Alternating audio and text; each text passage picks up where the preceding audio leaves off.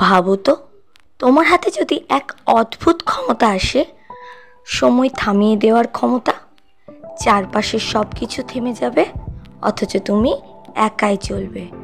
তখন জীবনটা কেমন হতো? আসো একসাথে কল্পনা করি আমরা।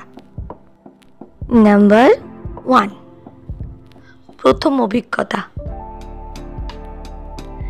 একদিন হঠাৎ তুমি আবিষ্কার করলে হাতের ঘড়ি থেমে গেছে, রাস্তার সব গাড়ি হাওয়ায় ঝুলছে, পাখি মাঝ আকাশে থেমে আছে, মানুষের হাসি মুখে জমে গেছে।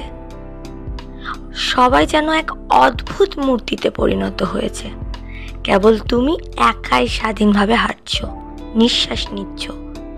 শুরুতে তোমার মনে হবে এ যেন জাদু বা কোনো সায়েন্স ফিকশন সিনেমার দৃশ্য। নাম্বার 2, সুবিধাগুলি কী কী? তুমি ইচ্ছে মতো কাজ সারতে পারবে। পরীক্ষার আগে বই পড়ে শেষ করা, ব্যস্ত শহরে একা হাঁটাহাঁটি করা, এমনকি ব্যাংক ভল্টের সামনে দাঁড়িয়ে ভাবতে পারো কেউ তো থামাতে পারবে না। এই ক্ষমতা দিয়ে তুমি অন্যদের তুলনায় সব কিছুতেই এগিয়ে যেতে পারবে। তাহলে এটা কি সত্যিই আশীর্বাদ? নাম্বার 3, সমস্যার শুরু। কিছুক্ষণ পরেই আসল সমস্যা দেখা দেবে। যারা তোমার চারপাশে থেমে আছে তাদের সঙ্গে কথা বলার কাউকে তুমি পাবে না। একা একা সেই নীরবতায় হাঁটতে হাঁটতে তোমার মনে হবে আমি কি এক প্রেতাত্মার মতো বেঁচে আছি। আর একটা বড় সমস্যা হলো প্রকৃতির নিয়মও থেমে যাবে। আগুন জ্বলবে না, বিদ্যুৎ আসবে না, পানি প্রবাহ হবে না, তুমি চাইলে রান্না করতে পারবে না, কোনো মেশিন চালু করতে পারবে না। ধীরে ধীরে এক অদ্ভুত স্থবিরতায় আটকে যাবে তুমি।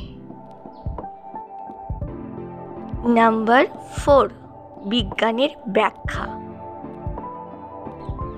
এখন আসি বিজ্ঞানের কথায়।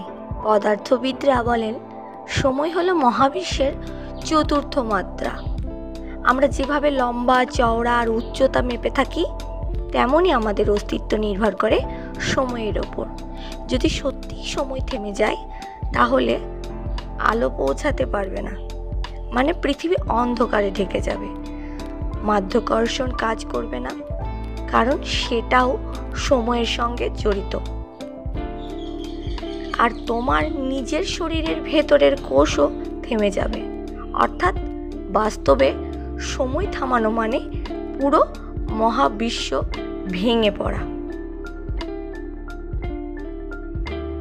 নাম্বার 5, কল্পনার দিক।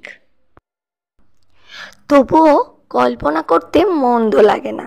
তুমি চাইলে বন্ধুর মুখে জমে থাকা হাসি দেখে আনন্দ নিতে পারো, রাস্তায় চলা মানুষদের ভঙ্গি দেখে হাসতেও পারো, অথবা হঠাৎ করে মঞ্চে উঠে বড় কোনো বক্তৃতা দিয়ে আসতে পারো। কারণ কেউ কিছু বুঝবেই না। সময় থেমে গেলে এটা হবে তোমার নিজস্ব খেলার মাঠ। এখন প্রশ্ন হলো, তুমি যদি সময় থামাতে পারতে তাহলে প্রথমে কি করতে? বন্ধুর সঙ্গে মজা করতে, নিজের কাজ সারতে, নাকি পৃথিবীকে অন্যভাবে সাজিয়ে তুলতে? কমেন্টে অবশ্যই জানাবে। ভিডিও ভালো লেগে থাকলে লাইক করো, আর এমন কল্পনাময় রহস্যের ভিডিও দেখতে চাইলে চ্যানেলটা সাবস্ক্রাইব করে রাখো। কারণ আগামী ভিডিওতে আমরা যাব আরও এক ভিন্ন জগতে। সাথে থেকো।